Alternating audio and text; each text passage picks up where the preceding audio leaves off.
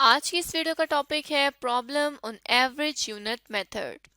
इस वीडियो में हम जानेंगे कि एवरेज यूनिट मेथड को इस्तेमाल करते हुए कंपनी ज्वाइंट कॉस्ट को किस तरह से एलोकेट कर सकती है। अब अगर हम देखें तो लास्ट वीडियो में हमने एवरेज यूनिट मेथड को सीखा था और पढ़ा था, और एवरेज यूनिट मेथड के बारे में हमने कहा था कि ये एक ऐसा मेथड या एक ऐसा तरीकाकार है जिसमें कंपनी अपनी ज्वाइंट प्रोडक्शन कॉस्ट को एवरेज यूनिट कॉस्ट की बेसिस पर तमाम ज्वाइंट प्रोडक्ट्स को एलोकेट करती है। ज्वाइंट प्रोडक्शन कॉस्ट वो प्रोडक्शन कॉस्ट होती है जैसे कि एक प्रोसेस है, उस प्रोसेस में से एक से ज्यादा जो प्रोडक्ट्स हैं वो मैन्युफैक्चर हो रही हैं या प्रोड्यूस हो रही हैं, तो वो एक ही प्रोसेस पर, एक ज्वाइंट प्रोसेस पर जितनी भी कॉस्ट लगती है उसे हम ज्वाइंट प्रोडक्शन कॉस्ट कहते हैं। और इस प्रोसेस में से जितनी भी यूनिट्स कंपनी के पास प्रोड्यूस होती हैं उन यूनिट्स को ज्वाइंट प्रोडक्ट्स कहा जाता है। अब यहाँ पे हमने मजीद बात की थी कि कंपनी इस मेथड को तब इस्तेमाल करती है जब कंपनी के पास सेम प्रोडक्ट्स हों या फिर थोड़े से डिफरेंस के साथ हों।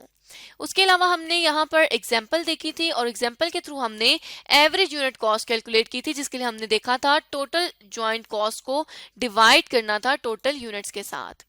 अब हमने इन्हीं सारे कंसेप्ट्स की बेसिस पर एक प्रॉब्लम देखनी है और प्रॉब्लम हमें स्टेला बेकर्स एंड कन्फेक्शनर्स की गिवन है।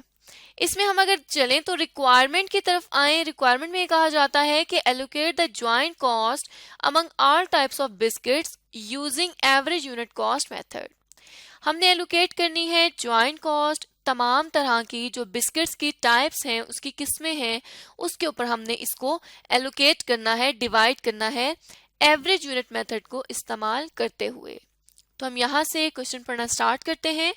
Stella Bakers and Confectioners is a local bakery that specializes in baking a variety of delicious biscuits and cookies। ये जो बेकरी है ये एक लोकल बेकरी है जिसकी स्पेशलाइजेशन ये है कि वो बेकिंग करती है और बिस्किट्स और कुकीज बनाती है। The main dough used for baking all the biscuits and the cookies is same। यहाँ पर जो डो यूज की जाती है, जो मिक्सचर यूज किया जाता है बिस्किट और कुकीज को बनाने के लिए, वो एक ही मिक्सचर यूज किया जाता है। जिसे हमने लास्ट वीडियो में अपने एग्जाम्पल में देखा था कि ग्लास, कप और जो जग है वो शीशे से बन रहा था, तो उनका मटेरियल भी सेम था। और हमने वहां बात की थी कि ऐसी जगह पे एवरेज यूनिट कॉस्ट को मेथड को इस्तेमाल किया जाता है।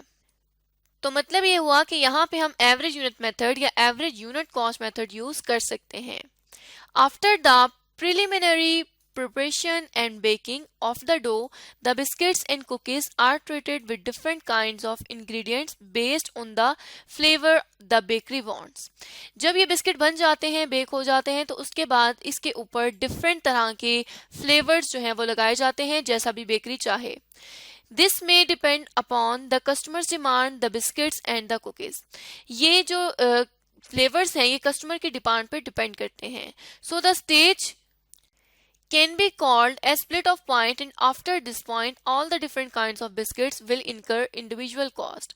इसे कहा जाता है कि जहां पर ये बिस्किट बेक हो जाते हैं उसके बाद ये बिस्किट्स जो हैं इन उस पॉइंट को कहा जाता है कि ये स्प्लिट ऑफ पॉइंट है, और उस पॉइंट के बाद अगर कोई कॉस्ट इनकर होती है तो वो प्रोडक्ट की या बिस्किट की इंडिविजुअल कॉस्ट होगी। इससे पहले कि तमाम कॉस्ट ज्वाइंट प्रोडक्शन कॉस्ट कहलाएगी। For a recently completed batch of biscuits, Stella ran a joint baking batch as follows। अभी जो recently complete हुआ है, मुकम्मल हुआ है एक बिस्किट्स का बैच, मतलब कि अभी जो बिस्किट बन चुके हैं उनकी यहाँ पर डिटेल्स हैं, जिनमें जो टाइप्स ऑफ बिस्किट हैं वो है rainbow crush, peanut glam, chocolate chip cookies, vanilla cream crunch. ये 4 टाइप्स हैं बिस्किट की, जिनमें कहा जाता है कि रेनबो क्रश के 200 बॉक्सेस हैं और एक बॉक्स की जो प्राइस है वो है 1.50, और ये जो प्राइस दी गई है ये हमें डॉलर्स में अवेलेबल है। इसी तरह से पीनट ग्लैम के 150 बॉक्सेस हैं और एक बॉक्स की जो प्राइस है वो है $3। इसी तरह से चॉकलेट चिप कुकीज के लिए भी हमें प्राइस गिवन है $2.75 और वेनिला क्रीम क्रंच के लिए $4.50 अवेलेबल हैं। साथ ही साथ नीचे हम देखें तो एक लाइन लिखी हुई है जिसमें कहा जाता है कि जो टोटल ज्वाइंट कॉस्ट है वो है $1200। मतलब ये जो $1200 है इसको हमने हर डब्बे पर तकसीम करना है, तमाम बिस्किट्स पर तकसीम करना है या डिवाइड करना है, जिसके लिए यहाँ पे हम सबसे पहले कंप्यूटेशन करेंगे या कैलकुलेट करेंगे average unit cost per unit. अब अगर एवरेज कॉस्ट पर यूनिट की बात की जाए तो एवरेज कॉस्ट पर यूनिट कुछ इस तरह से कैलकुलेट हम कर सकते हैं कि टोटल कॉस्ट को हमने डिवाइड कर देना है total number of unit produce से। तो अगर हम देखें तो यहाँ पर जो total number of units produce आएंगे उसके लिए हमने क्या करना है, यहाँ पर लिख लेते हैं कि 200 जो यूनिट्स हैं वो रेनबो क्रश की हैं, 150 यूनिट्स पीनट ग्लैम की हैं जो कि हम यहाँ मेंशन कर रहे हैं। इसी तरह से 150 यूनिट्स और 100 यूनिट्स जो हैं वो चॉकलेट चिप कुकी और वेनिला क्रीम क्रंच की हमें अवेलेबल हैं। इन यूनिट्स का हम यहाँ पर टोटल करके लिख लें तो ये हमारे पास 600 यूनिट्स टोटल बन जाती हैं। अब टोटल ज्वाइंट कॉस्ट का हमें पता है कि वो $1200 है, तो हमने क्या करना है कि $1200 को डिवाइड कर देना है 600 यूनिट से, तो ये हमारे पास पर यूनिट जो कॉस्ट आ जाएगी वो आ जाएगी $2 पर बॉक्स। अब इसका क्या मतलब हुआ कि ये जितनी भी टाइप्स हैं इनको हमने $2 पर यूनिट की कॉस्ट लगानी है, कॉस्ट एलोकेट करनी है। तो अगर रेनबो क्रश की बात की जाए तो इसकी प्राइस जो है वो 1.50 पर बॉक्स है, जबकि जो हमने एवरेज यूनिट कॉस्ट कैलकुलेट की है वो $2 पर बॉक्स है। तो इसका मतलब हुआ कि यहाँ पे अगर हम 1.50 में से एलिमिनेट कर देते हैं $2 की कॉस्ट, एवरेज यूनिट कॉस्ट, तो ये नेगेटिव 0.5 आ जाएगा। इसका मतलब है कि एवरेज यूनिट कॉस्ट एलोकेट करने से सम टाइम ऐसा भी हो सकता है कि कोई प्रोडक्ट हमें प्रॉफिट ना दे। तो यहाँ पे जिस तरह से 0.5 का अब लॉस आ रहा है क्योंकि प्राइस में से जब हम कॉस्ट को लेस करते हैं तो हमारे पास प्रॉफिट आना चाहिए, या प्रॉफिट आता है सॉरी या लॉस आता है। तो यहाँ पे अब लॉस आ रहा है, इसका मतलब ये हुआ कि ये जो कॉस्ट है, ये जो एवरेज यूनिट कॉस्ट है, ये रेनबो क्रश के लिए ज्यादा है।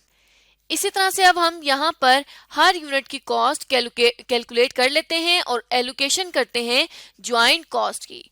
उसके लिए हम सबसे पहले क्या करेंगे, यहाँ पे टाइप्स ऑफ बिस्किट लिख देंगे, फिर यहाँ पर लिखेंगे नंबर ऑफ बॉक्सेस, उसके बाद हम ज्वाइंट कॉस्ट की एलोकेशन करते जाएंगे। तो यहाँ पे जो 4 बिस्किट की टाइप्स हैं उनको हमने मेंशन कर देना है। उसके बाद जितने जितने नंबर ऑफ बॉक्सेस उन टाइप्स के हैं उनको भी हम मेंशन कर देंगे, और फिर हमने इस यूनिट कॉस्ट की बेसिस पर एलोकेशन करनी है ज्वाइंट कॉस्ट की।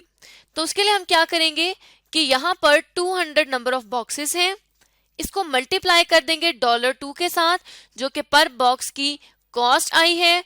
तो ये अगर हम इन दोनों को मल्टीप्लाई करें आपस में तो $400 की कॉस्ट चली जाएगी रेनबो क्रश को।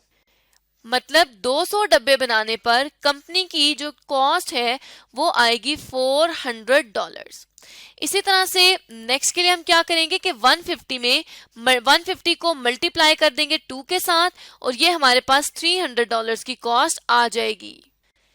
इसी तरह से हमने रिमेनिंग दोनों टाइप्स की भी ज्वाइंट कॉस्ट जो है वो कैलकुलेट कर ली है और ये हमारे पास चारों कैटेगरीज के लिए ज्वाइंट कॉस्ट की एलोकेशन कंप्लीट हो चुकी है। अब अगर बेकरी जो है वो प्रॉफिट कैलकुलेट करना चाहे इसी मेथड की बेसिस पर तो वो किस तरह कैलकुलेट करेगी। पर यूनिट प्रॉफिट का तो हमने देख लिया है कि हमने सेल प्राइस से पर यूनिट एवरेज कॉस्ट को लेस कर देना है तो हमारे पास पर यूनिट का प्रॉफिट आ जाएगा। लेकिन अगर टोटल का चाहिए तो उसके लिए हम क्या करेंगे कि जिस तरह ₹3 की यहाँ पे हमें अवेलेबल है सेल प्राइस, इसमें से 2 को लेस करेंगे तो ये हमारे पास इसको साथ ही मल्टीप्लाई कर देंगे नंबर ऑफ बॉक्सेस के साथ, तो ये हमारे पास आ जाएगा प्रॉफिट। और प्रॉफिट कितना आ जाएगा $150। तो इस तरह से कंपनी कोई भी मेथड यूज करके प्रॉफिट को भी कैलकुलेट कर सकती है और उसकी बेसिस पर ज्वाइंट कॉस्ट को भी एलोकेट जो है वो कर सकती है। जब ज्वाइंट कॉस्ट एलोकेट हो जाएगी तो इसका मतलब होगा कि अब कंपनी ने कैलकुलेट कर ली है अपनी जो प्रोडक्ट है उसकी कॉस्ट और उसके बाद सेल्स प्राइस में से उस कॉस्ट को लेस कर देंगे तो वो हमारे पास प्रॉफिट कैलकुलेट हो जाएगा। जिस तरह से यहाँ पे हमने सबसे पहले तो ज्वाइंट कॉस्ट की एलोकेशन की है, उसके बाद हमने प्रॉफिट जो है वो यहाँ पर कैलकुलेट कर लिया है। तो इस तरह से आज के इस वीडियो में हमने जान लिया कि ज्वाइंट कॉस्ट को एवरेज यूनिट कॉस्ट मेथड की बेसिस पर किस तरह से एलोकेट किया जाता है, और हमने स्टेला बेकरी के लिए अपनी इस प्रॉब्लम को कंप्लीट कर लिया।